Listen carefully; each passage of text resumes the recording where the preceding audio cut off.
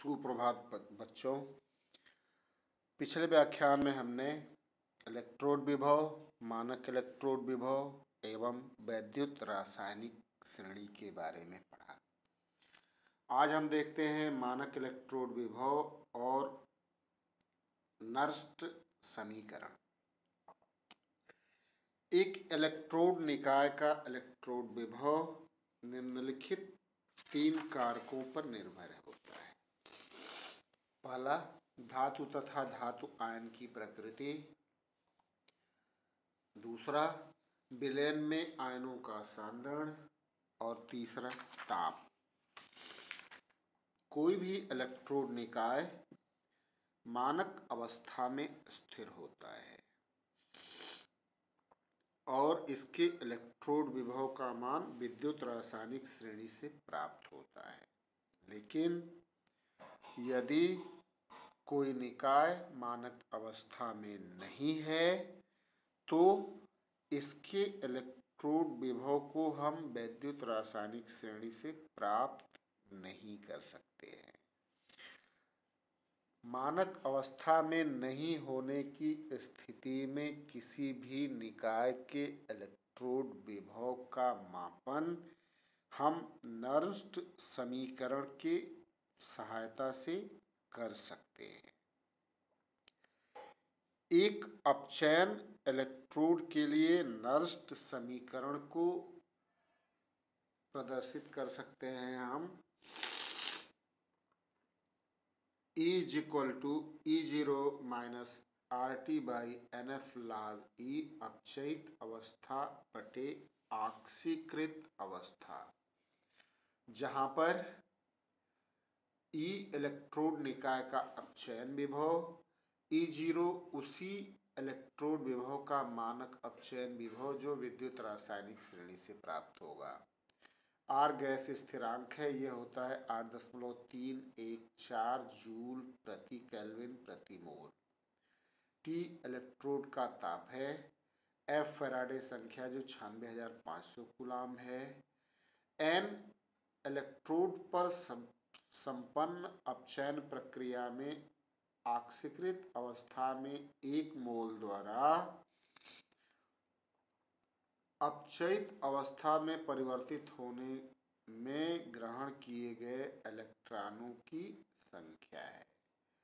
ऑक्सीकृत अवस्था बराबर अपचयित होने वाले पदार्थ का सांद्रण और अपचयित अवस्था बराबर अपचयन से प्राप्त पदार्थ का सांद्रण।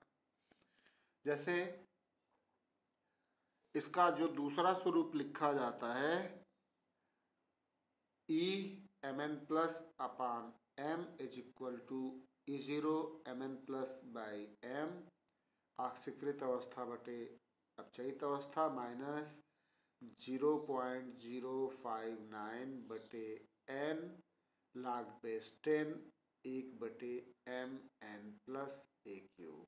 यहाँ पे इस समीकरण में फैराडे संख्या, परमताप के मान रख के और R के मान रख के इसको प्राप्त करते हैं। जैसे यह जो दूसरा समीकरण है वो किसी भी ऑक्सीकृत अवस्था के अपचयित अवस्था में यानी Mn+Aq+Ne- m में परिवर्तित होने के पश्चात ज्ञात करते हैं।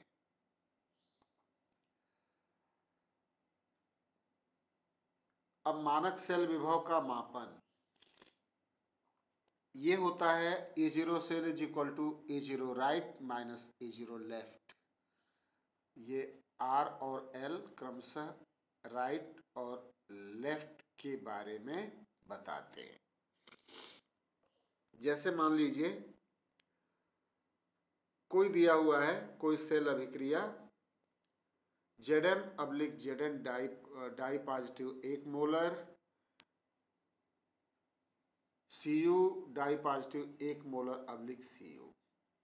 चूंकि E0 Zn die positive Zn ये होता है -0.76 वोल्ट और कॉपर इलेक्ट्रोड के लिए मानक इलेक्ट्रोड विभव होता है +0.0 वोल्ट, ये IUPAC की परिपाटी है।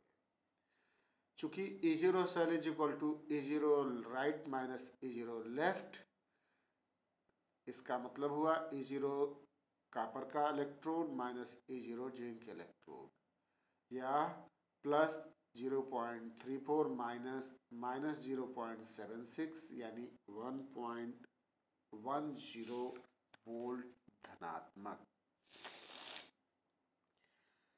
चूंकि मानक इलेक्ट्रोड विभव ई सेल का मान धनात्मक है, हम आपको बता चुके हैं कि जब भी E0 सेल का मान धनात्मक आता है तो उस दशा में सेल प्रवर्तित होता है, सेल बनाया जा सकता है। अब देखते हैं गैल्वेनिक सेल का विद्युत वाहक बल और सेल विभव। विद्युत वाहक बल क्या है? किसी गैल्वेनिक सेल का विद्युत वाहक बल विद्युत विभवों का वह अंतर है जो सेल से विद्युत धारा ना लेने की दशा में एक इलेक्ट्रोड से दूसरे इलेक्ट्रोड की ओर विद्युत धारा को प्रवाहित करता है। एक गैल्वेनिक सेल का EMF उस समय धनात्मक होगा जबकि बाह्य परिपथ में इलेक्ट्रॉनों के प्रवाह की दिशा बाईं से दाईं ओर हो। गैल्वेनिक सेलों का निर्माण सदैव इसी परिपाटी से किया जाता है। ऑक्सीकरण इलेक्ट्रोड को सदैव बाईं ओर तथा अपचयन इलेक्ट्रोड को सदैव दाहिनी तरफ लिखा जाता है। अब किसी एक सेल के सेल विभव के लिए नर्स्ट समीकरण, एक सेल के सेल विभव के लिए नर्स्ट समीकरण, जैसे मान लीजिए हम कोई सामान्य रासायनिक अभिक्रिया लेते हैं AA plus BB is equal to CC plus DD। अगर इसको हम नर्स्ट समीकरण के क्रम में लिखें तो होगा E cell is equal to E0 cell minus 2.303 RT by NF log base 10 CC DD बटे AA BB, या E cell is equal to E0 cell minus 0.0591 होता है बटे N log base 10 C to the power C D to the power D A to the power A and B to the power B।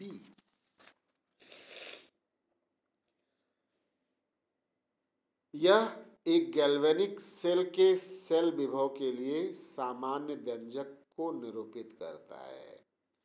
इस समीकरण को ही एक cell के विद्युत वाहक बल के लिए नर्स्ट समीकरण कहा जाता है। अब इस नर्स्ट समीकरण के अनुप्रयोग क्या हैं? सेल्फी लिखा हुआ है, सेल विभव यहाँ पे है।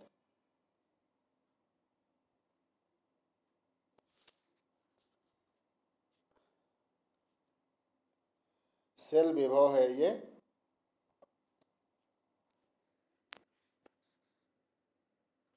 तथा सेल अभिक्रिया यहाँ तक ये सेल विभव है तथा सेल अभिक्रिया की संभाव्यता। ऊष्मागतिकी के सिद्धांत के अनुसार स्वतः प्रवर्तित अभिक्रिया उस दिशा में अग्रसर होती है जिसमें तंत्र की गिब्स मुक्त ऊर्जा कम हो रही है, अर्थात delta RG is greater than lower than 0। एक सेल अभिक्रिया स्थिर ताप एवं दाब पर संपन्न होती है और स्वतः प्रवर्तित होती है, अर्थात एक सेल अभिक्रिया को उस दिशा में अग्रसर होना चाहिए जिसमें गिब्स मुक्त ऊर्जा कम हो रही हो। एक सेल अभिक्रिया उस समय संभाव्य होगी जब इसके लिए डेल्टा आर जी का मान ऋणात्मक होगा। किसी भी उत्क्रमणीय सेल के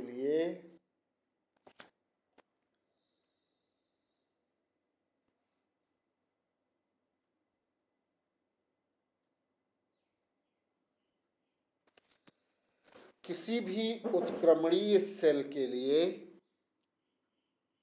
जो ऊर्जा परिवर्तन डेल्टा जी है उसको हम पहले ही निरूपित कर चुके हैं। Delta R G is equal to minus N F E cell से।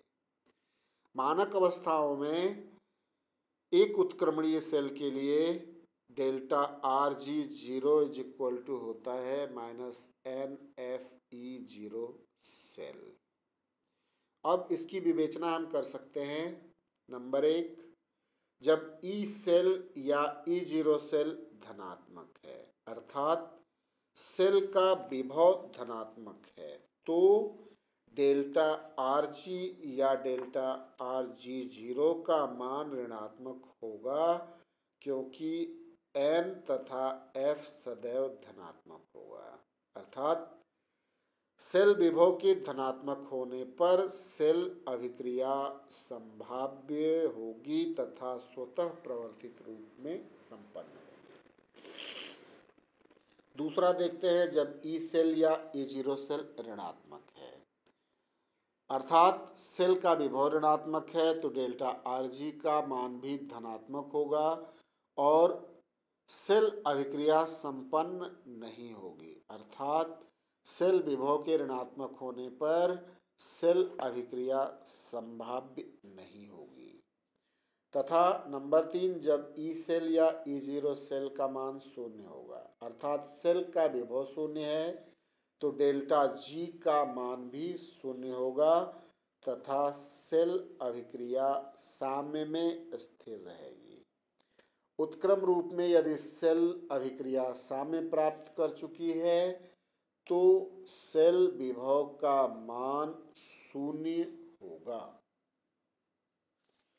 अब नर्स्ट समीकरण से साम्य स्थिरांक की गणना कैसे करेंगे?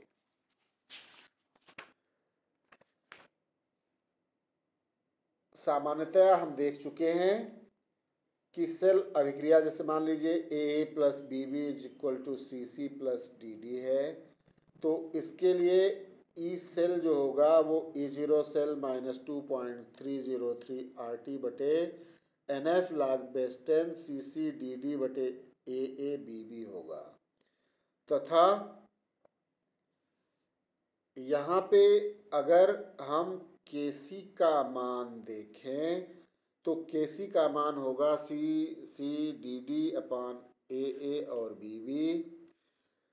नर्स्ट समीकरण के हिसाब से इसको हम लिख सकते हैं E cell is equal to 2.303 into 8.314 into 298 बटे n into 96,500 log base 10 kc या E zero cell is equal to 0.059 बटे n log बेस 10 kc या log base 10 kc is equal to N E cell बटे 0.059 या kc is equal to anti log base 10 N E cell बटे 0.059। इस समीकरण का उपयोग 298 डिग्री केल्विन पर किसी सेल अभिक्रिया के लिए सामान्यतांक kc के मान की गणना करने के लिए किया जा सकता है। किसी सेल अभिक्रिया के सामान्यतांक यानी kc का मान यह इंगित करता है कि सेल अभिक्रिया किस सीमा तक संपन्न होगी। जैसे डेनियल सेल के लिए kc का मान काफी अधिक लगभग 2 × 10⁻37 होता है जो यह बताता है कि डेनियल सेल में अभिक्रिया लगभग पूर्ण होती है। अब आते हैं मुक्त ऊर्जा परिवर्तन तथा सामान्यता। हमें पता है कि ई सेल बराबर होता है 2.303 RT/NF log/10 kc। चूंकि डेल्टा RG बराबर होता है -NFE, तो E की जगह E का मान लिख देंगे तो होगा ये -NF गुणे 2.303 RT/NF log/10 kc, या delta RG0 is equal to -2.303 RT log/10 kc। Delta RG का मान ज्ञात होने पर इस समीकरण की सहायता से हम Kc का मान ज्ञात कर सकते हैं। इसके विपरीत यदि Kc का मान ज्ञात है तो सेल अभिक्रिया के लिए मानक मुक्त ऊर्जा परिवर्तन डेल्टा RG0 की गणना कर सकते हैं।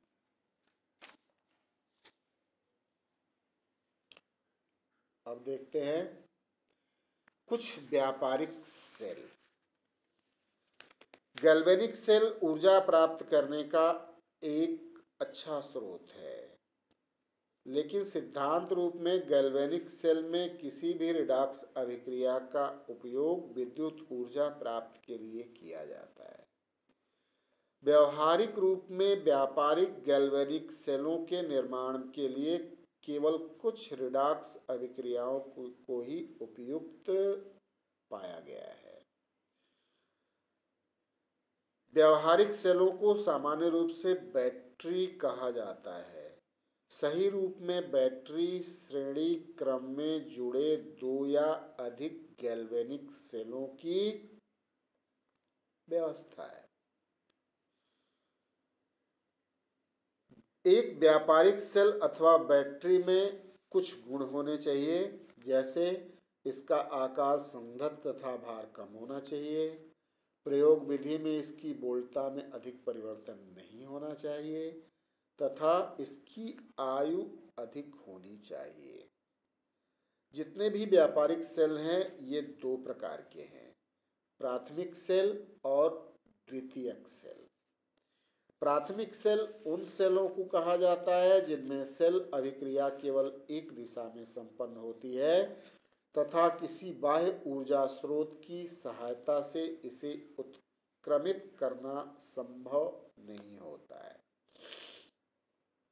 मतलब प्राथमिक सेल में सेल अभिक्रिया केवल एक ही दिशा में चलती रहती है तथा कुछ समय के पश्चात यह सेल अनुपयोगी होता है। इस प्रकार के सेलों को पुनः अवशोषित नहीं किया जा सकता, जैसे डेनियल सेल, शुष्क सेल, मरकरी सेल इसके कुछ उदाहरण हैं। शुष्क सेल देखते हैं, जैसे आप देखिए एक शुष्क सेल बना हुआ है, यह सर्वाधिक प्रचलित सेल है। इसमें एक लेक्लांसी सेल का संदर्भ रूप है। सामान्य शुष्क सेल में जिंक धातु से बना एक पात्र होता है जो एनोड का कार्य करता है। मैग्नीज डाइऑक्साइड चूर्ण से घिरी एक ग्रेफाइट छड़ कैथोड का कार्य करती है।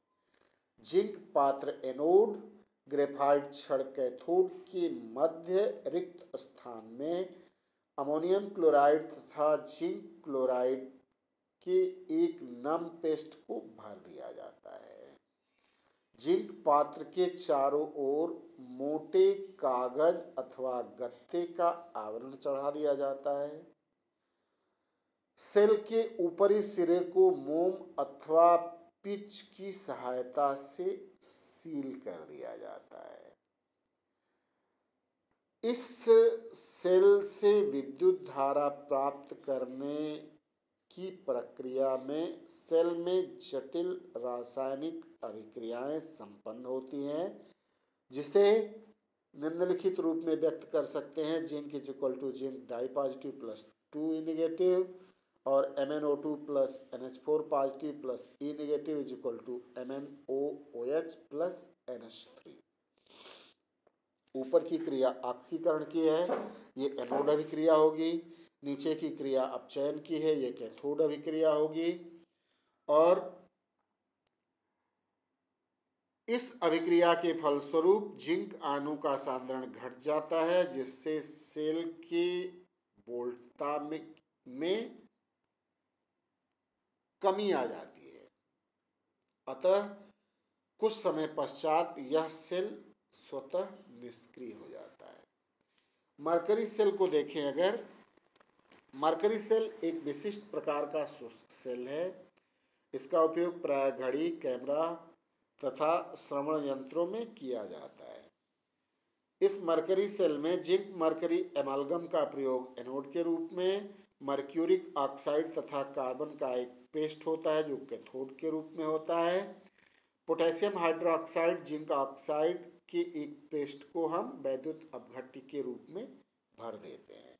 इसमें जो सेल की अभिक्रिया होती है वो zinc amalgam plus 2OH negative is equal to zinc oxide plus H2O plus 2E, यहाँ इलेक्ट्रॉन निकल रहा है, एनोड अभिक्रिया है। दूसरी कैथोड अभिक्रिया HgO plus H2O plus 2E is equal to Hg plus 2OH negative. जो सेल अभिक्रिया होगी वो zinc amalgam plus HgO is equal to zinc oxide plus zinc. इस समीकरण से स्पष्ट है कि सेल अभिक्रिया में विलयन में उपस्थित कोई आयन निहित नहीं है जिसके सांद्रण में परिवर्तन हो सकता है। इसलिए इस सेल का सेल विभव के प्रयोग की अवधि में ही नहीं बल्कि इसके संपूर्ण कार्यकाल में स्थिर विभव रहता है। इस सेल का विभव का मान लगभग 1.35 वोल्ट आता है। अब देखते हैं द्वितीयक सेल। ऐसे सेल जिनको बाह्य स्रोत से विद्युत धारा प्रवाहित करके पुनः आवेशित करना संभव होता है, उन्हें द्वितीयक सेल कहते हैं। इनको प्रयोग के पश्चात पुनः आवेशित कर सकते हैं तथा इन्हें बार बार प्रयोग में ला सकते हैं। द्वितीयक सेलों को संचायक सेल भी कहा जाता है क्योंकि ये विद्युत ऊर्जा का रासायनिक ऊर्जा में संचय करने में सक्षम होते हैं। सीसा संचायक सेल, निकिल कैडमियम सेल इसके कुछ प्रमुख उदाहरण हैं। अब हम देखते हैं सीसा संचायक सेल। सीसा संचायक सेल सबसे अधिक प्रयोग की जाने वाली संचायक बैटरी है। इसका प्रयोग कार, बस, ट्रक तथा घरेलू ऊर्जा इन्वर्टरों में करते हैं। यह भी एक गैल्वेनिक सेल है जिसमें एनोड सूक्ष्म वितरित स्पंजी लेड के से पैक की गई लेड की एक जाली का बना होता है, जबकि कैथोड लेड ऑक्साइड की एक परतयुक्त लेड की जाली का बना होता है।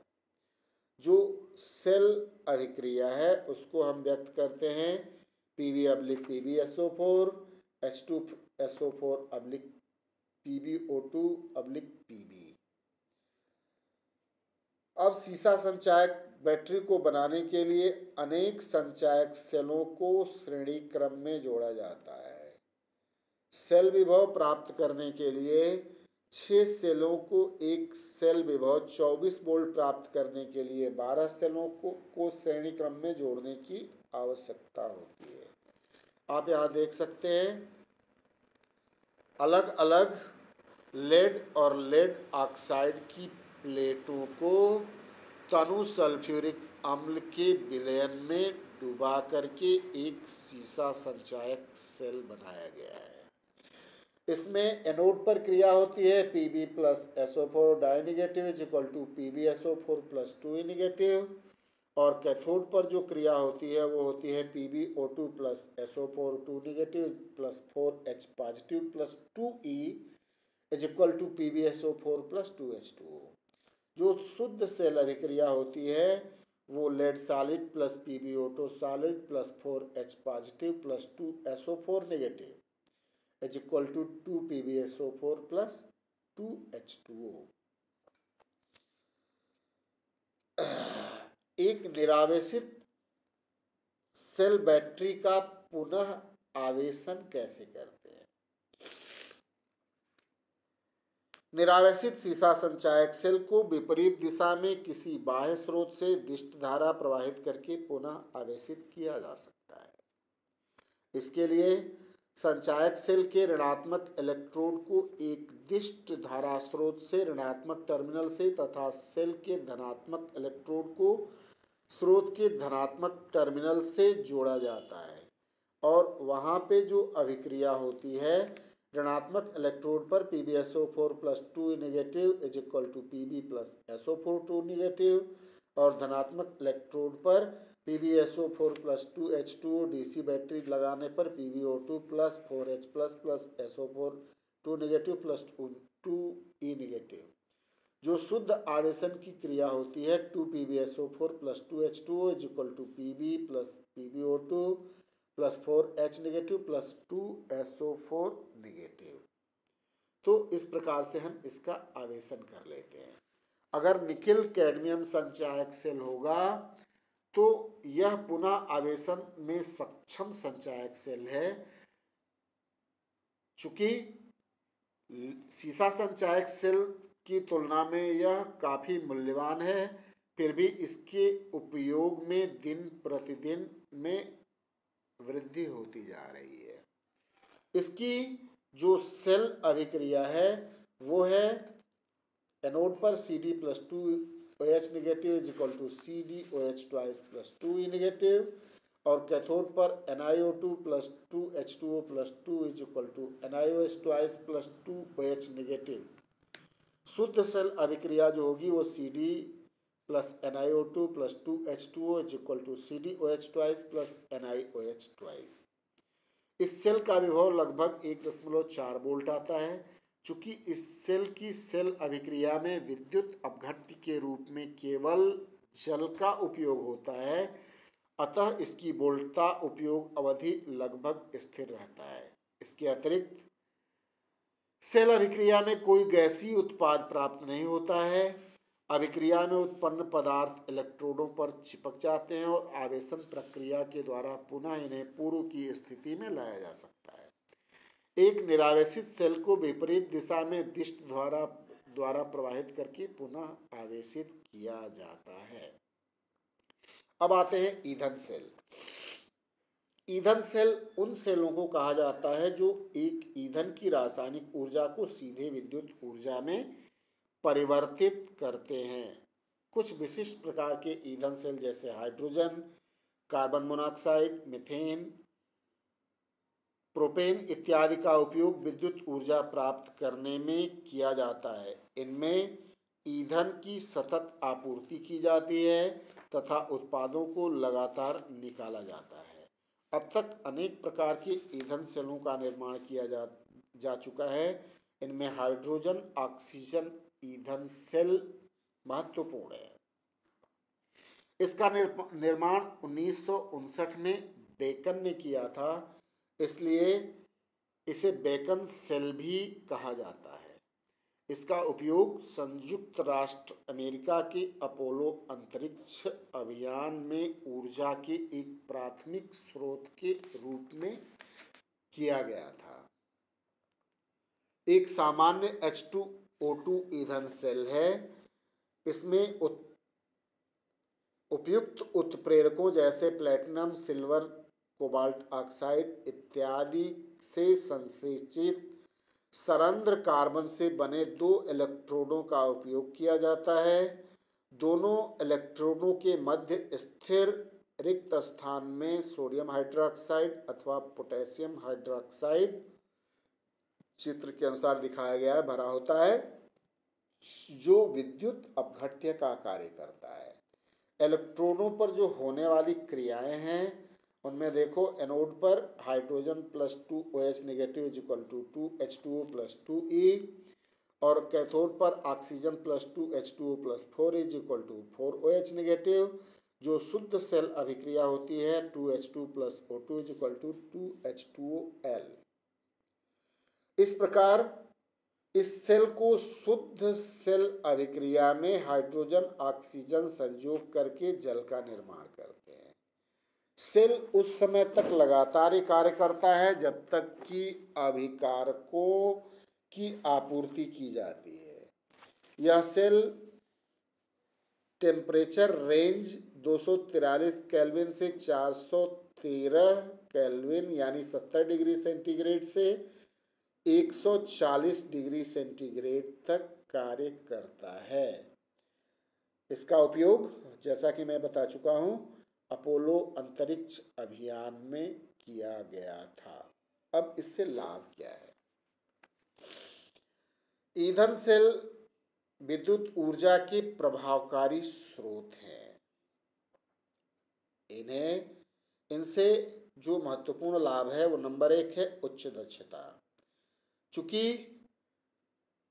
ईंधन सेल ईंधन की रासायनिक ऊर्जा से सीधे विद्युत ऊर्जा में परिवर्तित होते हैं तथा ये विद्युत ऊर्जा उत्पादन की प्रचलित विधियों में सबसे अधिक दक्ष हैं।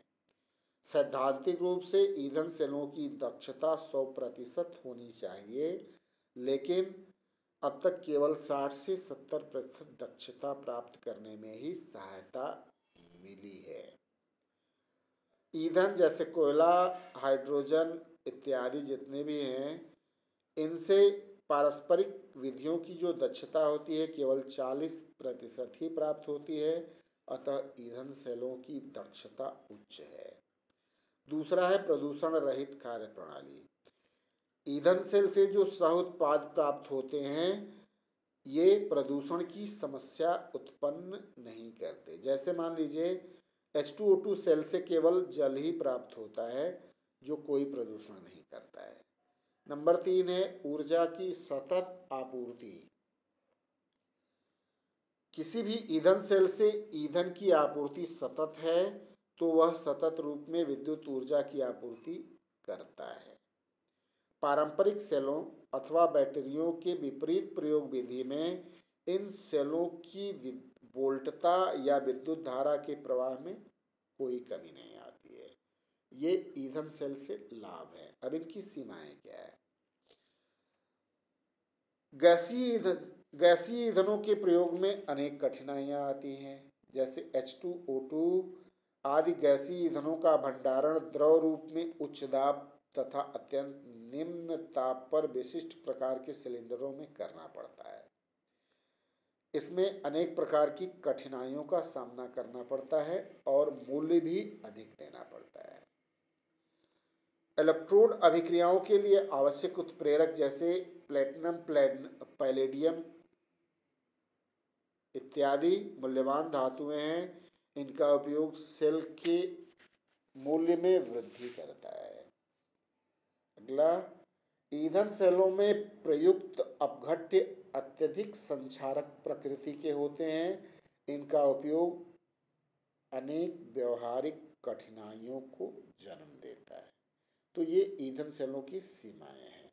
आज के लिए इतना ही। Any question? धन्यवाद।